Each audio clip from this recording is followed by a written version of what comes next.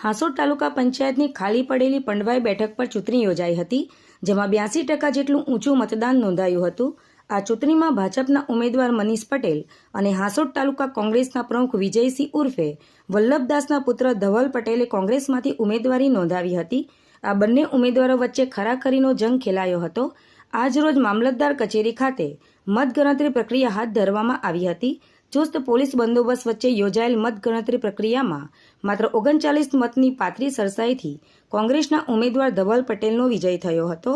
વિજેતા ઉમેદવારને કોંગ્રેસના આગેવાનો અને ટેકેદારોએ શુભેચ્છા પાઠવી હતી અને કોંગ્રેસના વિજેતા ઉમેદવાર ધવલ પટેલનું વાસ્તે ગાસ્તે વિજય સરઘસ કાઢવામાં આવ્યું હતું। પંડવાઈ પેટા ચૂંટણીમાં આમોદ, ઘોડાદરા અને પંડવાઈ આ ત્રણ ગામના મતદારોએ આ ભાજપના કુશાસન, ધાક ધમકીવાળું શાસન, અત્યાચાર, ભ્રષ્ટાચાર આ બધાના ચારોને દૂર કરી પંડવાઈની પ્રજાએ 20 વર્ષથી જે એમનો જે ગઢ ગણાતો હતો એ ગઢને તોડીને આ રેકોર્ડ આ